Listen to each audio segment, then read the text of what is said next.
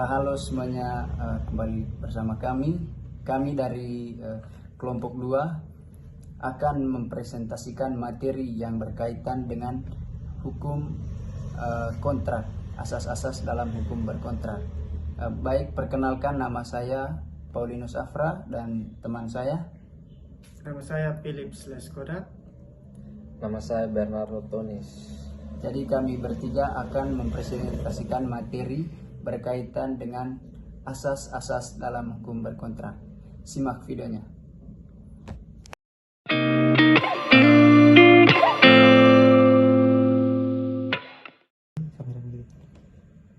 Oke, baik, selamat malam semuanya. Selamat malam.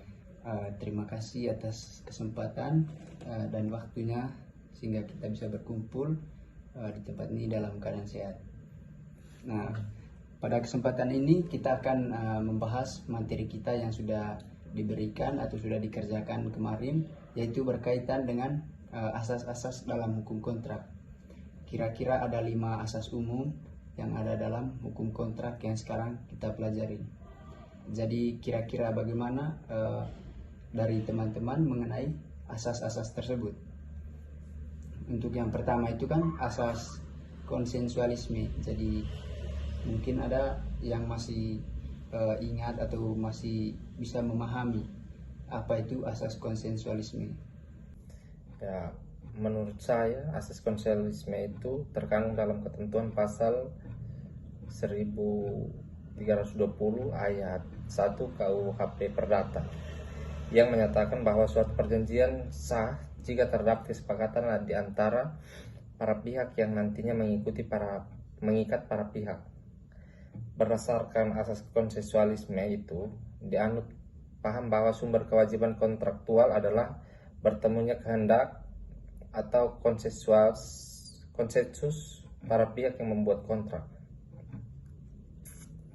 Ya, menurut saya itu. Oke, terima kasih, jawaban yang cukup bagus dari teman Bernard.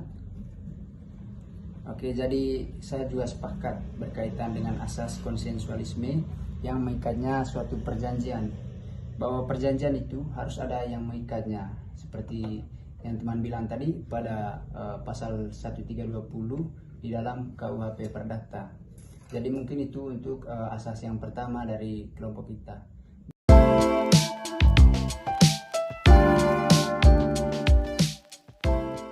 Baik, yang kedua berkaitan dengan asas kebebasan berkontrak. Jadi mungkin pada kesempatan ini kita akan mendengar dari teman Elman bagaimana penjelasan beliau mengenai asas kebebasan berkontrak. Jadi saya persilakan. Ya, baik. Menurut saya asas kebebasan berkontrak merupakan suatu asas yang mempunyai posisi yang sentral dalam hukum kontrak.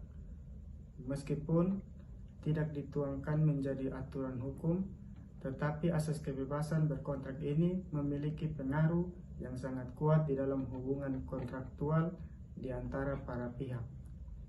Di dalam asas ini terkandung suatu pandangan bahwa orang bebas untuk melakukan atau tidak melakukan perjanjian, bebas dengan siapa ia mengadakan perjanjian, bebas tentang apa yang diperjanjikan, dan bebas untuk menetapkan syarat-syarat perjanjian.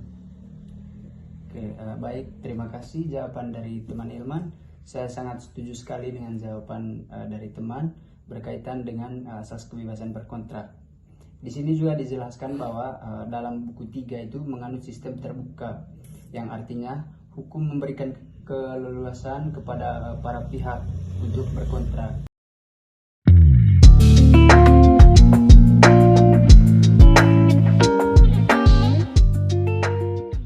Sebagai konsekuensi dari asas pacta sunt servanda ini, bahwa hakim maupun pihak ketiga dilarang mencampuri isi dari perjanjian yang telah dibuat oleh para pihak dalam perjanjian yang bersangkutan. Sebagai konsekuensi dari asas pacta sunt servanda, ini adalah sebagai hakim maupun pihak ketiga dilarang mencampuri isi dari perjanjian yang telah dibuat oleh para pihak dalam perjanjian yang bersangkutan. Konsekuensi lain, tidak ada pihak ketiga yang boleh mengurangi hak orang lain untuk menentukan isi dari perjanjian yang dibuatnya. orang tersebut. Oke, berarti saya mengerti dengan penjelasan bahwa tidak ada pihak lain yang boleh ikut campur dalam urusan kebebasan berkontrak ini, kekuatan mengikatnya suatu kontrak ini.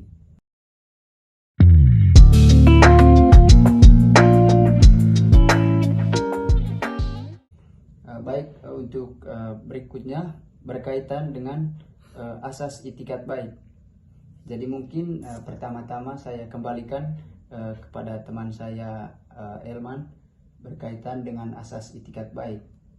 Apa yang saudara pahami berkaitan dengan asas itikat baik itu sendiri? Kalau kita lihat di dalam pengaturan pasal 1338 ayat 3 KUP Perdata, perjanjian itu harus dilaksanakan menurut kepatutan dan keadilan. Pasal 1338 ayat 3 KUP Perdata ini pada umumnya selalu dihubungkan dengan pasal 1339 KUHP Perdata, bahwa persetujuan itu tidak hanya mengikat apa yang dengan tegas ditentukan di dalamnya, melainkan juga segala sesuatu yang menurut sifatnya persetujuan dituntut berdasarkan keadilan, kebiasaan, atau undang-undang. Itikat baik yang bersifat nisbi memperhatikan tingkah laku dan sikap yang nyata dari subjek. Oke, baik sekali penjelasan dari saudara mengenai asas itikat baik ini. Jadi memang dalam pasal 1338 ayat 3 itu menyatakan bahwa perjanjian-perjanjian itu harus dilaksanakan dengan itikat baik. Tetapi dalam perundang-undangan tidak memberikan definisi secara jelas mengenai asas itikat baik. Tetapi dalam Kamus Besar Bahasa Indonesia kalau kita lihat itu bahwa itikat baik itu berkaitan dengan kepatutan, kepercayaan, keyakinan yang teguh.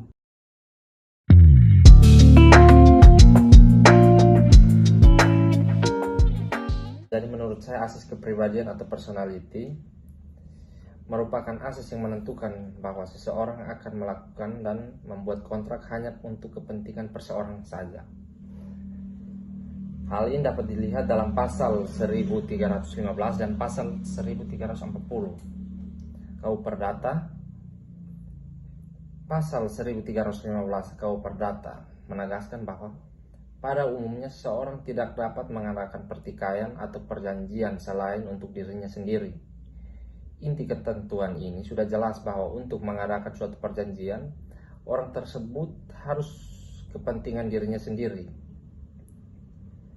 Dan pasal 1340 KUH Perdata berbunyi, perjanjian hanya berlaku untuk antara pihak yang membuatnya.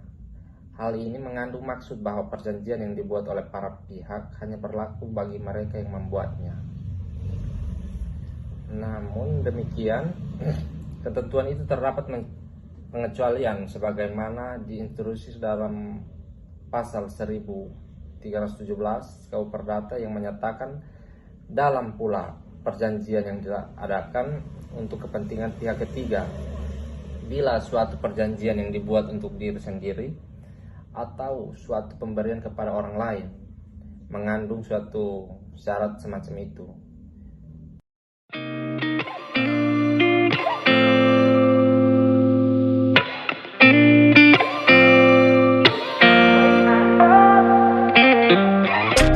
Gotta find my way to you.